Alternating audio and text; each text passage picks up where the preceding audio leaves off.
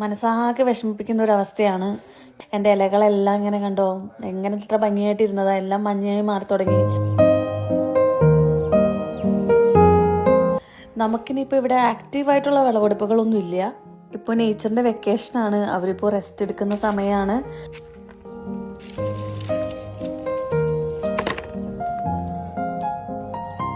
നമുക്കിവിടെ ഒന്നും വളരുന്നില്ല എന്ന് തോന്നും, പക്ഷേ പലതും മണ്ണിനടിയിലാണ് നടക്കുന്നത്.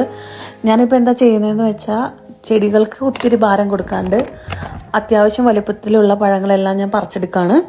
അതുപോലെ തന്നെ മഞ്ഞ കളറുള്ള ഇലകളെല്ലാം വെട്ടി മാറ്റാണ്. അയ്യോ, എൻ്റെ ഫേവറേറ്റ് ടൊമാറ്റോ.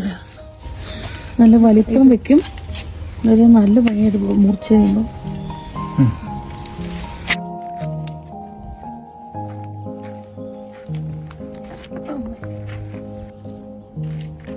ഒരു ഇത്രയും തക്കാളി കിട്ടിയിട്ടോ.